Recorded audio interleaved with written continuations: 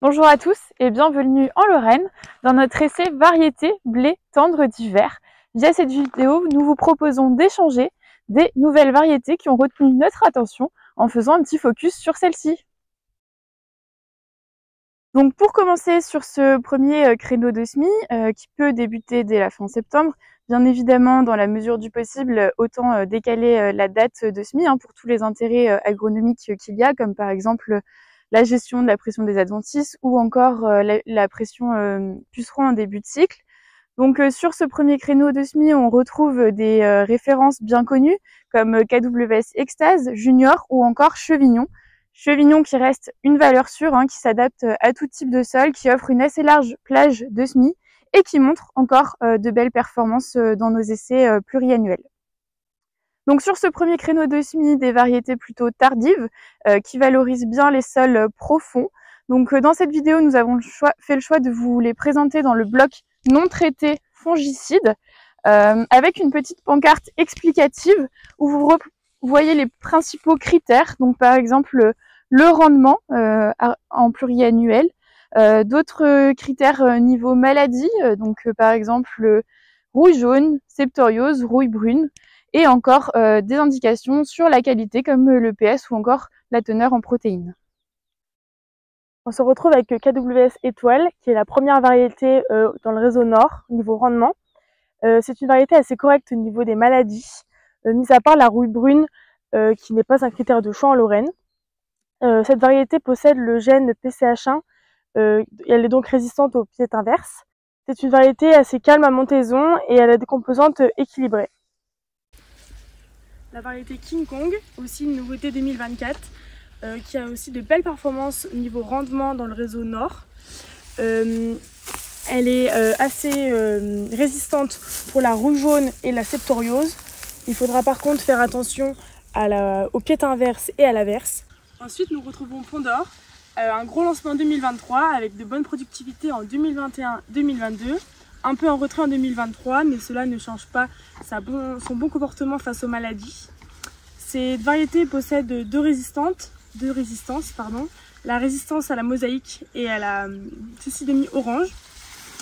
Elle a aussi une bonne note fusariose et résistante à la verse.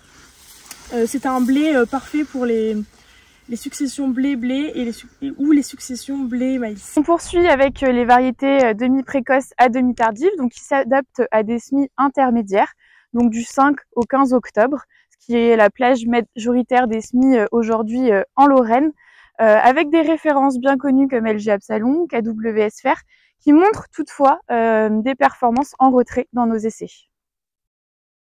On poursuit donc avec Intensity, variété développée par Florimond Després en 2023, qui a connu un gros lancement en termes de surface, une variété très productive dans nos essais, 2023 104% du rendement, qui confirme les 2 années de pré-inscription, un très bon profil maladie, si ce n'est cette année quelques inquiétudes vis-à-vis de la septoriose malgré sa note de 7, donc c'est un critère que l'on va suivre. C'est une variété sensible chlortoluron, donc attention dans les sols non drainés. Au niveau des résistances, cécidomie orange. Et puis elle a un bon profil qualité au niveau des teneurs en protéines au regard de sa productivité élevée.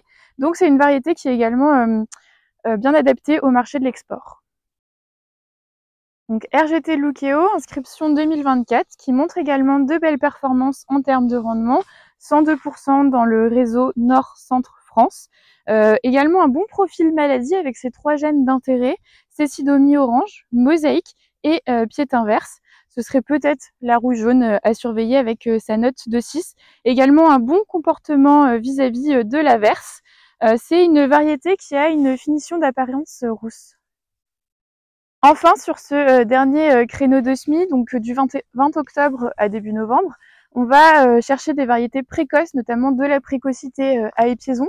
C'est des variétés qui sont également adaptées au sol superficiel, avec comme référence Celebrity, RGT, Cesario, par exemple. Thermidor, inscription 2024, c'est la lignée la plus productive de sa série CTPS sur 2 ans. Cette variété possède 3 gènes d'intérêt, la résistance à la cécidomyie orange, à la mosaïque et au PCH1 pétinverse. C'est une variété assez nerveuse à reprise de végétation, il faut donc respecter ces semis assez tardifs. Essuculsion, inscription 2024 avec des belles performances en termes de rendement en 2022 et 2023. Elle a un comportement face à la maladie globalement moyen, mais est assez résistante à la septoriose et au pied inverse. Cette variété est résistante à la mosaïque et possède un bon PS. Caroc, inscription 2023 avec une bonne productivité sur les 3 années d'essai dans le réseau centre et le réseau sud. Elle est adaptée au sol superficiel et elle a une bonne tenue à la maladie, mis à part au pied inverse avec une note de 3.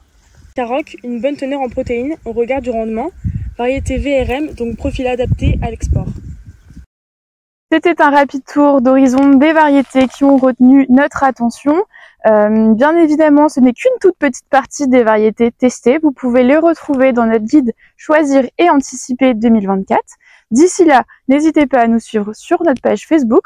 On vous donne rendez-vous après la moisson pour confirmer ces appréciations. Un grand merci à nos partenaires et à l'équipe technique qui contribue à l'acquisition des références.